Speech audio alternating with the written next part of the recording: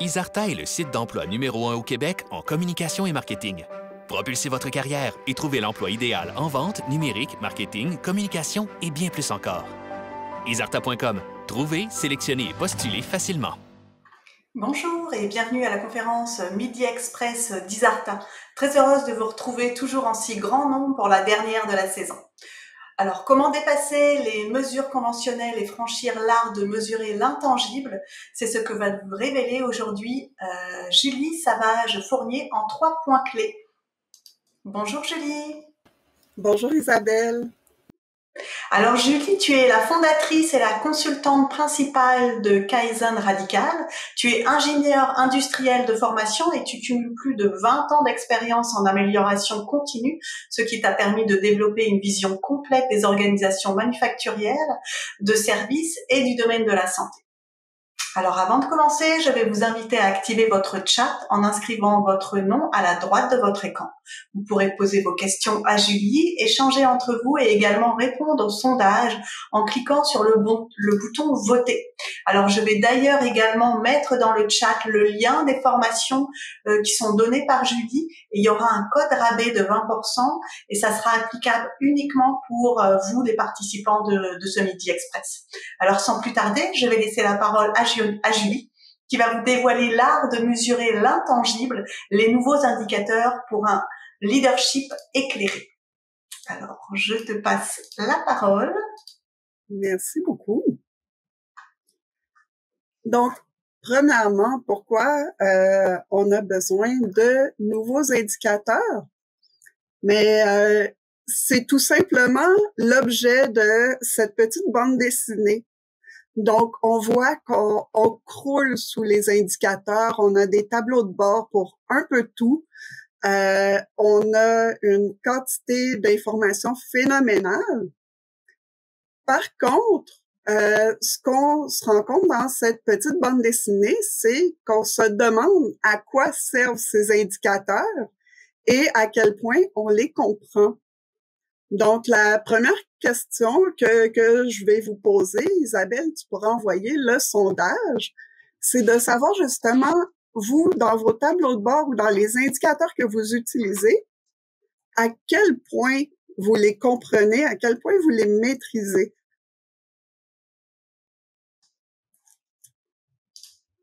Alors, normalement, voilà, vous devriez voir le sondage. N'oubliez pas de cliquer sur le bouton bleu. Pas répondre directement dans le chat. Donc, comprenez-vous les indicateurs de vos tableaux de bord? Alors, je vais vous indiquer c'est quoi les réponses. Donc, oui, toujours. La plupart du temps, je regarde seulement les couleurs ou pas vraiment. Donc, je vous donne encore un peu de temps pour y répondre. On va attendre un petit 5 secondes. Je vois que ça continue à répondre. Super. Puis, ayez pas peur de dire la vérité parce que si vous les comprenez pas tous, vous êtes certainement pas les seuls non plus. Alors, je vais publier les résultats. Est-ce que tu vois bien les résultats, Julie? Oui. Donc, la plupart du temps, les gens comprennent les indicateurs. On a à peu près 2/3 qui les comprennent la plupart du temps, 1/3 pas vraiment. Une petite quantité de répondants qui disent qu'ils comprennent toujours leurs indicateurs. Mais je vais vous expliquer pourquoi aussi c'est difficile de comprendre vos indicateurs. Donc, premièrement, il faut définir aussi qu'est-ce que ça veut dire mesurer. Parce que on a souvent une vision très limitée de ce que c'est mesurer et de ce qui peut être un indicateur, ce qui fait en sorte que on se met à mesurer des choses qui sont plutôt faciles à mesurer plutôt que de mesurer celles qui sont pertinentes. Mais en réalité, mesurer, c'est simplement réduire notre incertitude en se basant sur une ou plusieurs observations. Ce qui veut dire que on n'est pas obligé d'avoir un système informatique pour avoir des mesures. On n'est pas obligé d'avoir un gallon à mesurer ou un chronomètre pour avoir des mesures. C'est beaucoup plus large que ça. Donc, quand on se limite à ce type d'outils, mais on limite aussi notre capacité de comprendre la réalité de notre entreprise. Le premier des principes, c'est que si quelque chose est important, on peut le détecter. Et pourquoi on dit ça? C'est que si c'est important, c'est sûr que ça affecte notre entreprise ou notre quotidien d'une façon ou d'une autre. Si ça n'interagit avec absolument rien dans notre quotidien ou dans notre entreprise, ça ne peut pas être important. Donc, on a déjà une base. À partir du moment où quelque chose est important, on peut trouver une façon de le mesurer. La deuxième chose, c'est que si c'est détectable, on peut en détecter une quantité ou un intervalle de quantité.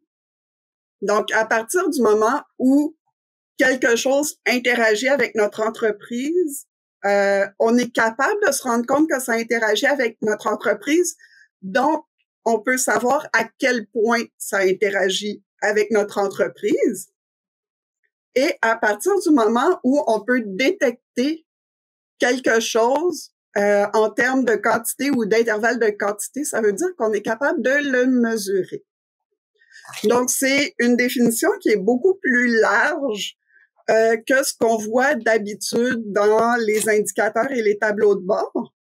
Pourquoi? Parce que ça permet d'avoir accès à beaucoup plus de connaissances, beaucoup plus d'informations sur notre réalité que si on se limite à une définition vraiment plus technique de la mesure. Quand on se pose la question comment mesurer quelque chose, en réalité, on se pose souvent la question un peu trop tôt. Parce que la première question à se poser, c'est pourquoi on veut mesurer quelque chose. En général, on veut mesurer quelque chose pour être capable de prendre des décisions éclairées. Et prendre des décisions, ça veut dire tenter d'atteindre un objectif, s'ajuster quand on constate notre progression vers un objectif. Donc, il s'agit toujours d'être capable d'agir avec l'information qu'on reçoit. Et selon ce qu'on veut faire, mais ça va conditionner qu'est-ce qu'on va mesurer et comment on va le mesurer. Parce que la mesure, elle peut se faire de bien des façons et on peut mesurer plusieurs choses différentes.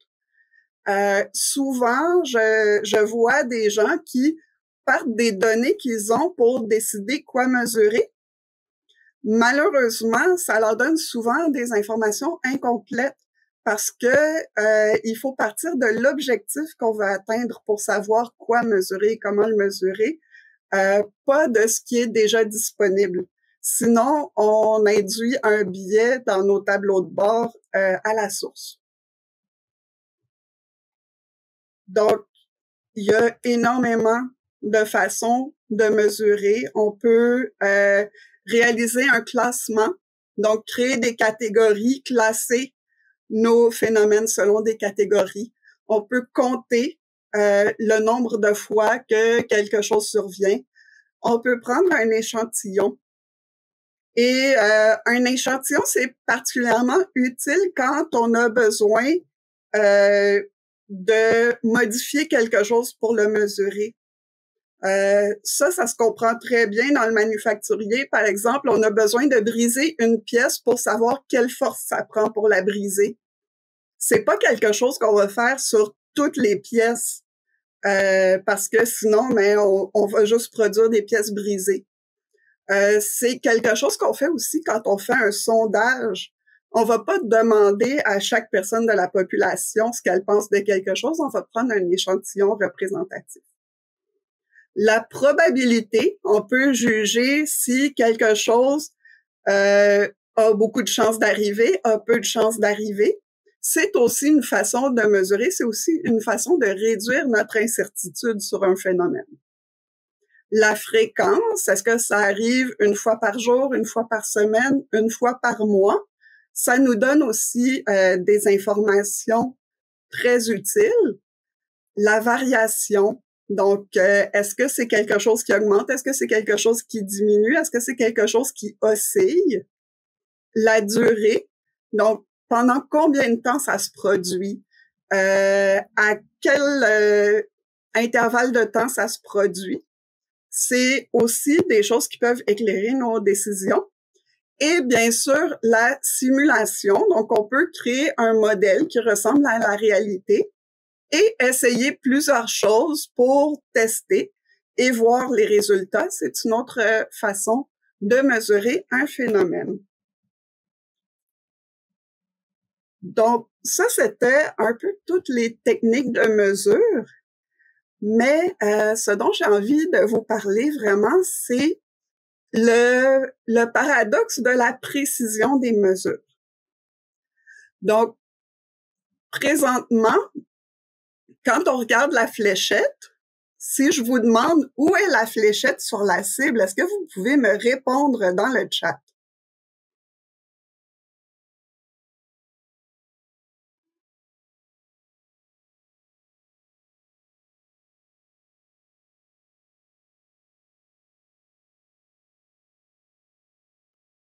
Donc, on a sur l'objectif, au centre, en plein dans le mille, bullseye. Donc, c'est vraiment intéressant parce que on voit que le rond rouge où se trouve la fléchette est quand même un peu plus gros que la pointe de la fléchette. Est-ce que la fléchette est réellement en plein centre de la cible? Mais ce qui est intéressant là-dedans, c'est que c'est pas obligé d'être au micron près au centre de la cible pour être au centre de la cible. Donc, on a toujours un peu de jeu, un peu de tolérance sur nos mesures. Et on a souvent l'illusion qu'on a besoin de mesures extrêmement précises pour avoir de l'information sur un phénomène, alors que dans les faits, on peut toujours aller plus précis. J'aime bien prendre l'exemple d'une recette de cuisine. Si on mesure une tasse de farine, on mesure environ une tasse, on la remplit, mais on n'a pas besoin de compter au microscope électronique chaque molécule de farine pour savoir combien de farine on a. Donc, il y a toujours une certaine marge qu'on peut avoir, puis cette marge-là qu'on va se laisser, mais ça dépend toujours de l'objectif de ce qu'on va mesurer. Donc, par exemple, on peut mesurer la couleur d'une peinture en la comparant avec différents échantillons de peinture, en comparant notre mur avec le petit éventail qu'ils peuvent nous donner à la quincaillerie. On peut aussi mesurer cette peinture-là avec un spectromètre qui va nous donner exactement chaque longueur d'onde de chaque couleur qui est présente dans la peinture. On n'a pas besoin d'un spectromètre pour repeindre notre salon, mais il y a certaines applications dans lesquelles la couleur et la variation de couleur est suffisamment importante pour qu'on ait besoin de ces outils-là plus spécialisés. Donc, on peut toujours aller plus loin dans la mesure, sauf que de viser la précision absolue et l'exactitude absolue, ça coûte très cher. C'est pour ça qu'on va parler de sensibilité. Et en réalité, la précision dont on a besoin, c'est seulement la précision qui va faire une différence dans notre décision. Donc, on va aller chercher seulement la quantité d'informations et la précision pour être capable de prendre notre prochaine décision. Et pour trouver vos façons de mesurer, je vous propose 3 questions. D'ailleurs, on va beaucoup plus loin dans les façons de mesurer dans les formations pour lesquelles Isabelle va vous donner les liens plus tard. Donc, la première question pour savoir comment mesurer, c'est qu'est-ce que je peux observer dans la réalité en lien avec mon objectif? Si on prend un exemple où on mesure des attributs, donc notre décision, c'est est-ce que la pièce rentre dans le trou? Donc, est-ce que la pièce est conforme à ce qu'on voudrait? Mais on peut observer que la pièce rouge, mais non, elle ne rentre pas dans le trou. Les pièces bleues rentrent dans les trous. Donc, on peut se dire que les pièces bleues sont bonnes. La pièce rouge devrait être rejetée. Ensuite, on peut se demander, mais comment on peut interpréter un peu plus loin notre mesure? Puis, pour ça, je vous propose justement, par exemple, en termes de catégories, on peut avoir des défauts de forme, des défauts de taille. On peut aussi faire un échantillonnage, utiliser la fréquence. Donc, combien de fois on réussit sur 10 essais ou sur 10 pièces à rentrer les pièces dans le trou qui est, dans le fond, notre critère de qualité. Et ensuite, on se demande, mais comment je peux constater ma progression? Donc, pour constater la progression, on peut y aller de façon vraiment de base. Donc, est-ce que la pièce rentre dans le trou ou pas? Donc, on va avoir, par exemple, non, non, non, oui, oui, oui. Donc, on va avoir un certain niveau de certitude supplémentaire que si on n'avait rien observé. Ensuite, on peut se demander, mais avec les catégories de défauts, est-ce que je peux avoir un peu plus d'informations? Ah, mais là, on a des défauts quand la pièce est trop grande ou quand elle a la mauvaise forme. Donc, dans notre production, mais on peut se dire, ah, ben le premier essai, on n'avait pas la bonne taille, on n'avait pas la bonne forme. Le deuxième, troisième essai, on avait la bonne taille, mais toujours pas la bonne forme. Quatrième, cinquième essai, on avait la bonne forme, mais à ce moment-là, la taille n'était pas bonne. Et c'est à partir du sixième essai qu'on avait la bonne forme et la bonne taille. Par contre, au sixième essai, c'est une erreur de manipulation qui a fait en sorte que la pièce ne rentrait pas dans le trou. Ils l'ont mis du mauvais côté. Donc, on voit que en descendant sur un critère un petit peu plus précis, on arrive à constater un peu plus de progression dans nos essais. Et ensuite, ben, avec l'échantillonnage et la fréquence, on peut compter combien de réussites on a eu sur 10 essais et on peut, dans le temps, vérifier, mais est-ce qu'on arrive à 10 réussites sur 10 essais? Donc, comment notre situation va évoluer au fil du temps? Parce que, en réalité, c'est tout ce qu'on a besoin pour prendre nos décisions. Nos décisions, c'est est-ce qu'on doit changer la machine qui produit les pièces? Est-ce qu'on doit faire une intervention? Si on mesurait, par exemple, le nombre d'impressions d'une publication, est-ce qu'on doit changer notre approche? Est-ce qu'on doit changer le ton de nos communications? Maintenant, je vais passer avec vous à travers d'un exemple un peu plus intangible. Donc, l'objectif de cet exemple, c'était de mesurer si je prends assez soin de moi dans une semaine. Donc, on s'entend que c'est un objectif qui est quand même assez complexe à mesurer et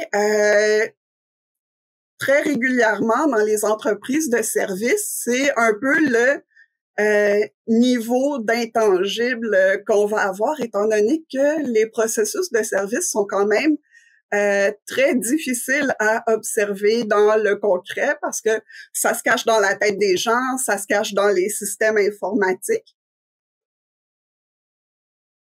Pour ça, mais la première chose que je me suis demandé, c'est qu'est-ce que je peux observer en lien avec mon objectif? Donc, ce que je pouvais observer, c'est qu'est-ce que je fais dans une journée.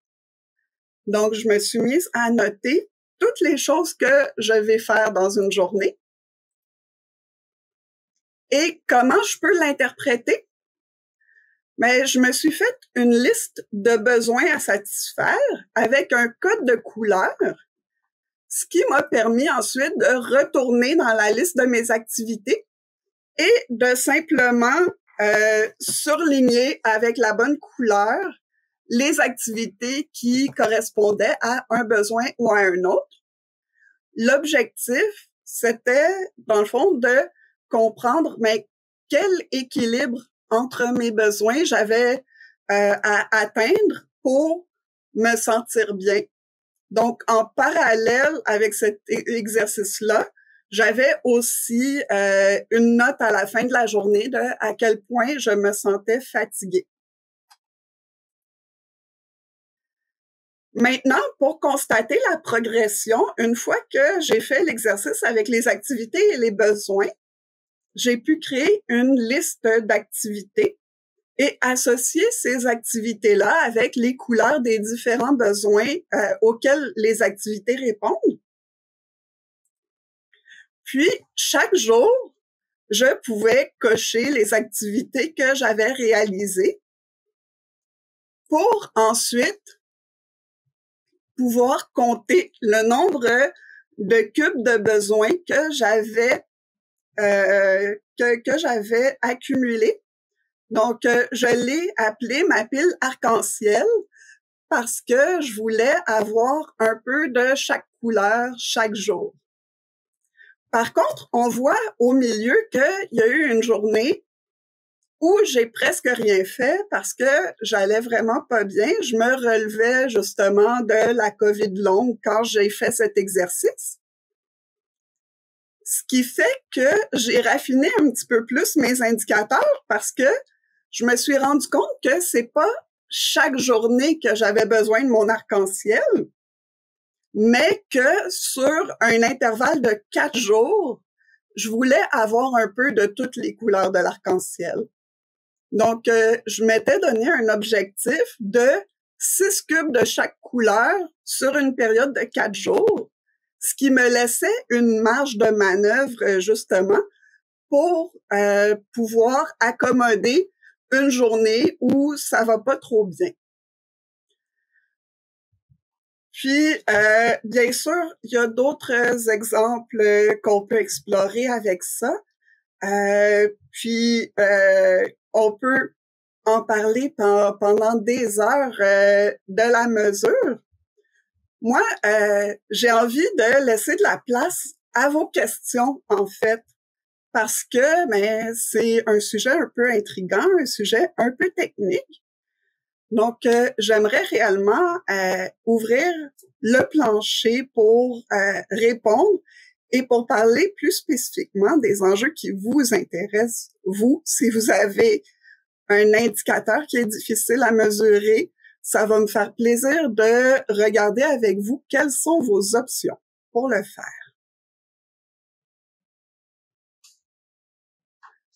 Donc là, tu souhaites, Julie, que les gens posent des questions dans le chat. Oui, s'il vous plaît. Est-ce que tu as besoin encore de ton document? Il me reste juste une page, dans le fond, qui est le résumé de toute la démarche. Puis, on peut retirer le document aussi. Puis toi, Isabelle, si jamais tu as des questions ou des choses que tu aimerais savoir aussi, ça va me faire plaisir d'y répondre. D'accord. Et est-ce que veux-tu qu'en attendant, on lance les sondages? Je sais qu'il y avait 2 sondages. Oui, mais c'est vrai. J'ai été trop vite, je les ai oubliés, mais oui, on peut lancer le prochain sondage aussi pour briser Parfait. la... Pendant ce temps-là, les personnes vont avoir le temps de réfléchir à leurs questions. Donc, je vais ouvrir le premier sondage. Un instant.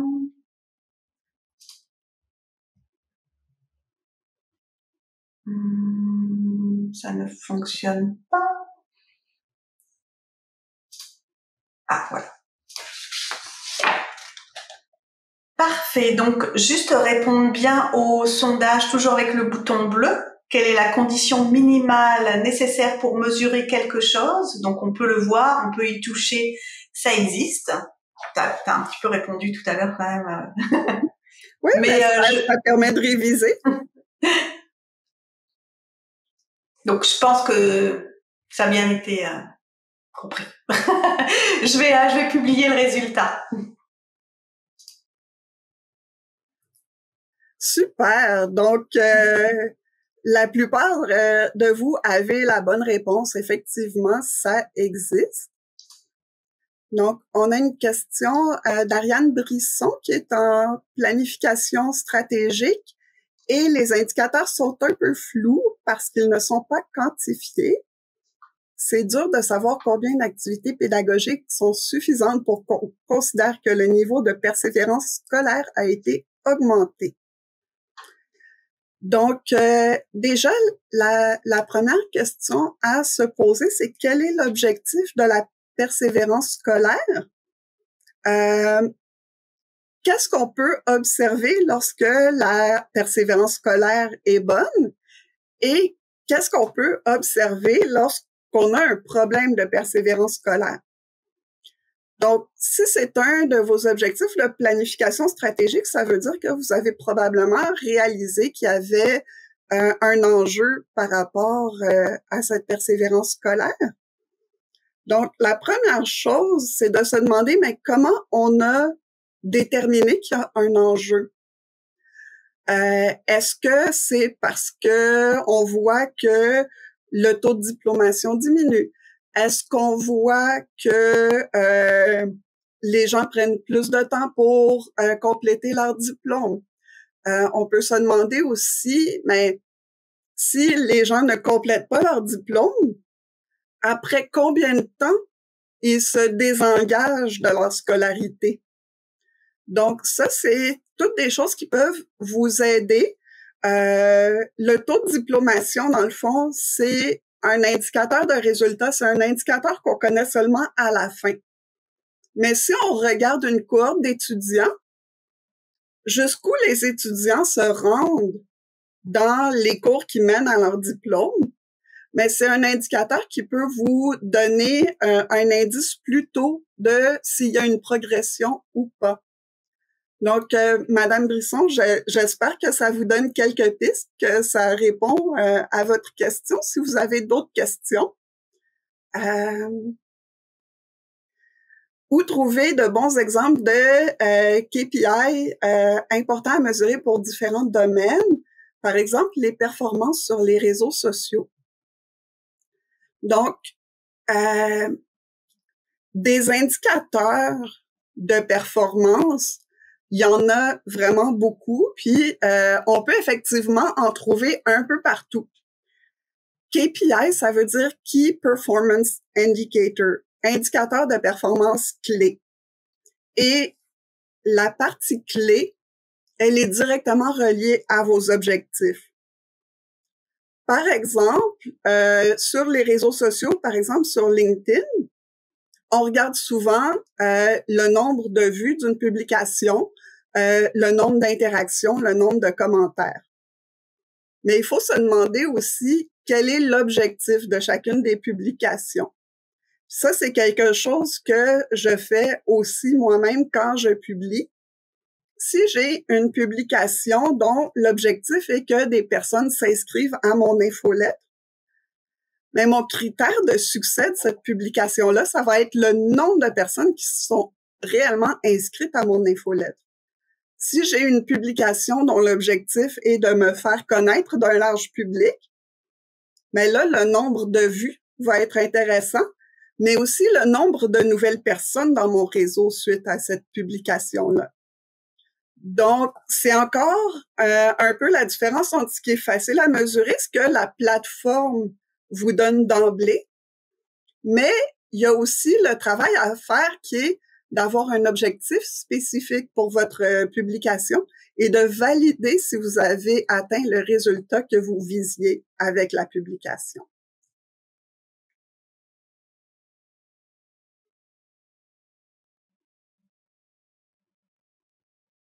Donc, est-ce que ça répond à votre question, Marc?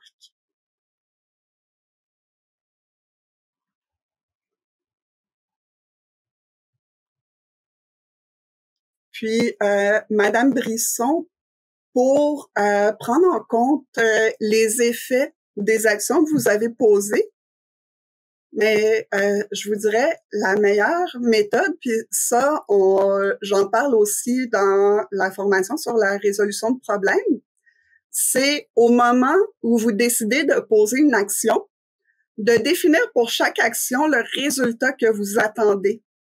Et ensuite, vous pouvez évaluer le résultat réellement obtenu avec les attentes que vous aviez.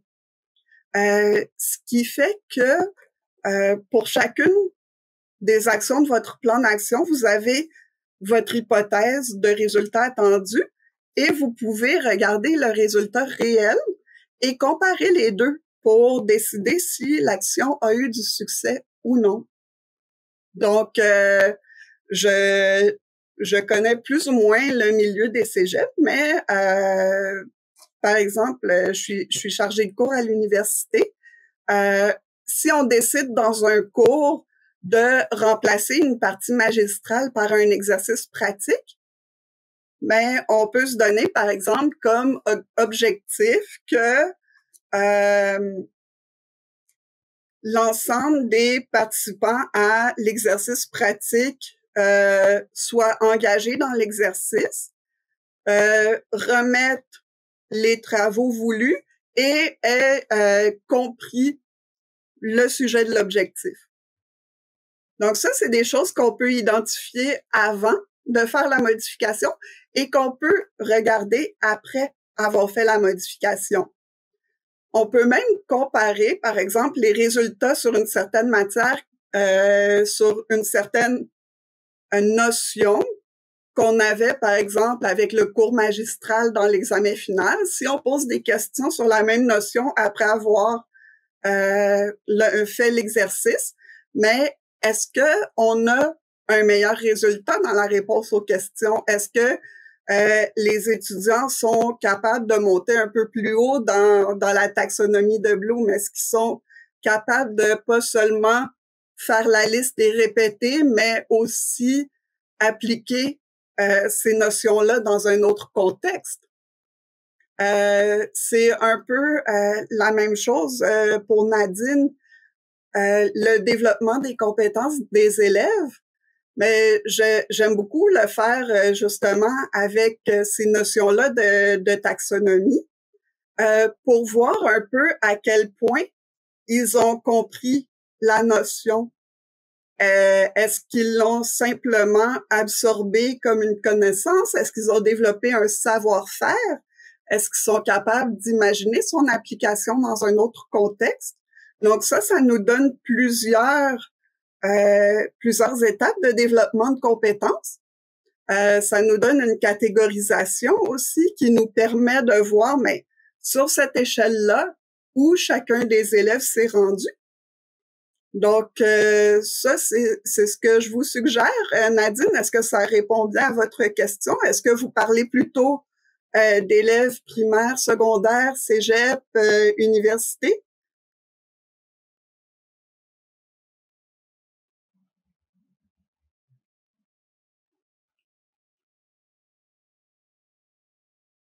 OK. Donc, primaire et secondaire. Donc, on va parler vraiment, dans le fond, plutôt du début du développement des compétences. À ce moment-là, mais on peut identifier, par exemple, une fois que la compétence est développée, quel comportement on peut observer.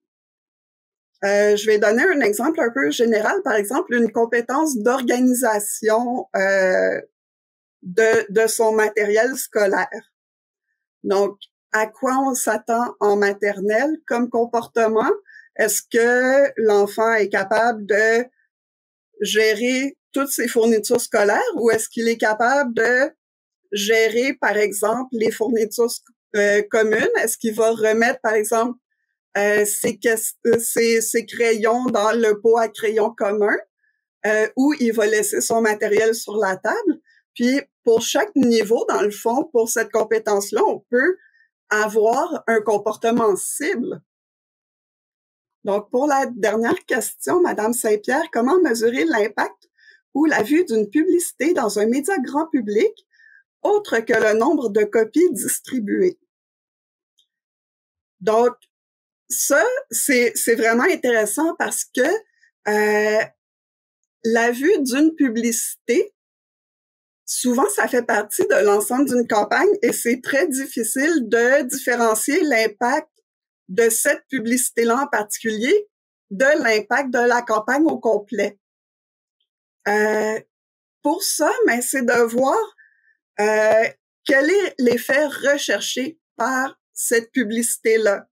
Est-ce qu'il y a un appel à l'action spécifique à cette publicité-là? Est-ce que il y a un comportement qui est vraiment à générer à partir de cette publicité-là? Donc, je vous dirais, si vous avez envie de faire un test sur les médias grand public avec un échantillon de publicité, essayez dans une campagne, par exemple, d'intégrer une publicité avec un appel à l'action spécifique à cette publicité-là et un appel à l'action très, très fort qui devrait susciter de l'engagement. Et vous allez être capable de voir justement, est-ce que cette action-là s'est réalisée? Est-ce que les gens sont passés à l'action? Ça va vous donner un peu plus d'idées de quel est l'impact de ce type de publicité dans ce type de média. Vous pouvez aussi changer vos appels à l'action selon le média et ça va vous donner justement selon les actions qui auront été réalisées, mais quel média a eu le plus d'influence sur vos consommateurs, par exemple. Est-ce que ça répond bien à votre question, Madame Saint-Pierre?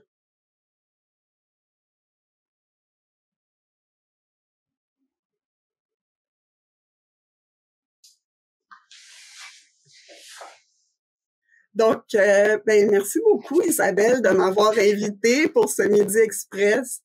Merci, c'était un plaisir et très intéressant. J'espère qu'aussi ça a été pertinent pour les personnes qui ont suivi la conférence. Je vais partager tes formations. Donc, Julie donne les formations gestion de performance et leadership optimisé, l'évaluation des processus. Donc 30 janvier et 4 février, ainsi que résolution de problèmes de l'analyse à la solution durable les 18 et 20 mars. Et puis il y a également la formation privée, donc en entreprise personnalisée, briser les silos et atteindre l'efficacité. Alors, on vous remercie de votre présence. J'espère que ça a été enrichissant. Nous, on se donne rendez-vous à la rentrée. À bientôt. Merci, passez des joyeuses fêtes. Joyeuses fêtes également.